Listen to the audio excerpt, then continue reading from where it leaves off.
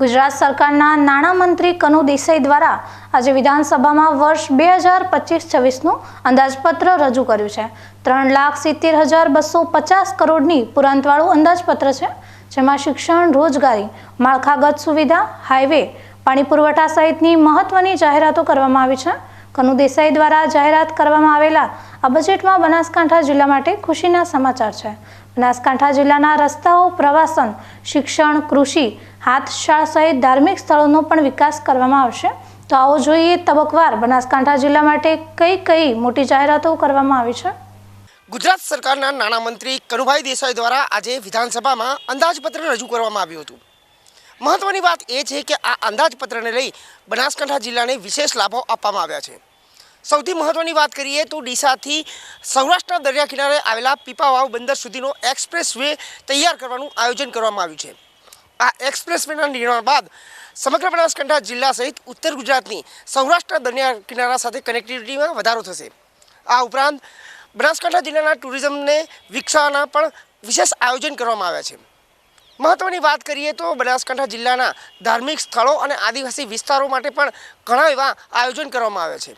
આ ઉપરાંત જે હસ્તકલા ઉદ્યોગ છે તેને પણ વિકાસ આપવા માટે વડોદરા અને ડીસામાં વિશેષ હાટ તૈયાર કરવામાં આવશે। ત્યારે જોઈએ આ બજેટમાં બનાસકાંઠા જિલ્લા માટે કયા લાભો ફાળવવામાં આવ્યા છે।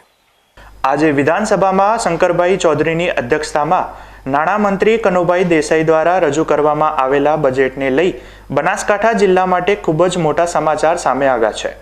સૌથી પહેલા આ બજેટમાં બનાસકાંઠા જિલ્લાને શું મળ્યું છે તેમાં આપણે જોઈશું નમો શક્તિ એક્સપ્રેસવે વિશે। તો બનાસકાંઠા જિલ્લાના ડીસા શહેરથી ગુજરાતના દક્ષિણ દરિયાકાંઠાના સુધીનો એક્સપ્રેસવે તૈયાર કરવામાં આવશે, જેનાથી ઉત્તર ગુજરાતના સૌરાષ્ટ્રના દરિયા કિનારાથી કનેક્ટિવિટી વધશે અને ઉત્તર ગુજરાત અને સૌરાષ્ટ્રના દરિયા કિનારાનો સંપર્ક પણ વધશે। આ એક્સપ્રેસવે ડીસાથી શરૂ થઈને દક્ષિણ ગુજરાત ખાતે આવેલા પીપાવાવ બંદર સુધી પહોંચશે। સરકારના આ નિર્ણયથી ઉત્તર ગુજરાતનો સંપર્ક દરિયાઈ વિસ્તાર સુધી પહોંચતા ઔદ્યોગિક, સામાજિક, આર્થિક અને પ્રવાસનને વેગ મળશે। હવે વાત કરીએ ઇન્ટિગ્રેટેડ ટુરિઝમની, તો બનાસકાંઠા જિલ્લાના મહત્વના પ્રવાસન સ્થળોને સાંકળતા સ્થળોને 150 જેટલા રસ્તાઓથી જોડવામાં આવશે। આ ઉપરાંત નવી એસટી બસો પણ સંચાલિત કરવામાં આવશે। અંબાજીમાં 51 શક્તિપીઠો માટે 180 કરોડની પણ વિશેષ જોગવાઈ કરવામાં આવી છે। આદિવાસી વિસ્તારના વિકાસ માટે જિલ્લામાં આદર્શ નિવાસી શાળાઓ શરૂ કરવામાં આવશે। આ ઉપરાંત સરકારી શાળાઓમાં છાત્રાલયો માટે ગરમ પાણી કરવા માટે વોટર હીટરની સિસ્ટમ લગાવવામાં આવશે। સૌથી મહત્વની વાત એ છે કે બનાસકાંઠા જિલ્લામાં હસ્તકળા સાથે જોડાયેલા પરિવારો ખૂબ જ મોટી સંખ્યામાં આવેલા છે અને આવા પરિવારો માટે પણ આ બજેટમાં ખૂબ જ સારા સમાચારો સામે આવી રહ્યા છે।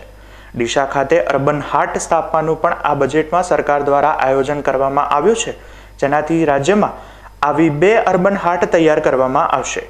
પહેલી વડોદરા ખાતે અને બીજી ડીસા ખાતે સ્થાપવામાં આવશે, જેનાથી હસ્તકલાના કારીગરોને તેમના દ્વારા તૈયાર થયેલા ઉત્પાદનોને માર્કેટિંગ માટે શ્રેષ્ઠ પ્લેટફોર્મ મળી રહેશે અને તેનાથી હસ્તકલા સાથે જોડાયેલા પરિવારોનો આર્થિક વિકાસ થશે। હવે શિક્ષણની વાત કરીએ તો બનાસકાંઠા જિલ્લામાં કૃષિ યુનિવર્સિટી દાંતીવાડા ખાતે આવેલી છે અને આ યુનિવર્સિટી ખેડૂતો માટે ખૂબ જ ઉપયોગી સાબિત થઈ રહી છે।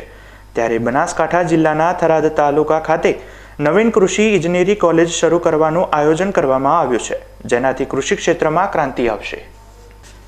સાથે સાથે આદિવાસી વિસ્તારના 53 તાલુકાઓમાં કૃષિ યુનિવર્સિટીના સહયોગથી મુલાકાત લઈ ખેડૂતો ખેત પેદાશો વધારવા માટે વિશેષ માર્ગદર્શન અપાશે। બનાસકાંઠા જિલ્લાના હેરિટેજ વિસ્તારના વિકાસ માટે પણ વિશેષ આયોજન કરવામાં આવ્યું છે, જેમાં હેરિટેજ ટુરિઝમ પોલિસી અને ગુજરાત ગોમ સ્ટે પોલિસી જેવી નવી પહેલથી બનાસકાંઠા જિલ્લામાં વિદેશી પ્રવાસીઓ ઉત્તમ સુવિધા ઉપલબ્ધ બનાવશે, જેનાથી બનાસકાંઠા જિલ્લાના પ્રવાસન વિભાગને પણ વિકસાવવામાં પણ વેગ મળશે। તેનાથી બનાસકાંઠા જિલ્લાની આર્થિક પ્રગતિ થશે। બનાસકાંઠા જિલ્લા પર આજે ગુજરાત સરકાર દ્વારા આપવામાં આવેલી આ તમામ ભેટ ચોક્કસથી જિલ્લાના આર્થિક વિકાસ માટે મદદગાર થશે અને તેનાથી લોકોની સુખાકારીમાં પણ વધારો થશે। ગુજરાત સરકાર દ્વારા બનાસકાંઠા જિલ્લાના વિકાસ માટે બજેટમાં કરવામાં આવેલા આયોજનો કેવા છે અને સૌથી વધુ ફાયદાકારક કયું આયોજન રહેશે તેના ઉપર દર્શક મિત્રો પોતાના પ્રતિભાવો કોમેન્ટ બોક્સમાં જણાવી શકે છે। ઘણા લાંબા સમય બાદ બનાસકાંઠા જિલ્લાને વિશેષ મહત્વ આપતું અંદાજપત્ર વિધાનસભામાં રજૂ કરવામાં આવ્યું છે. ત્યારે બનાસકાંઠા જિલ્લા માટે આ જે વિકાસ કાર્યો છે તે આગામી સમયમાં જિલ્લાના ઔદ્યોગિક, સામાજિક અને આર્થિક વિકાસ માટે ખૂબ જ ઉપયોગી સાબિત થશે. અતુલ પટેલ સાથે Haresh Thakor, BK news channel, Deesa.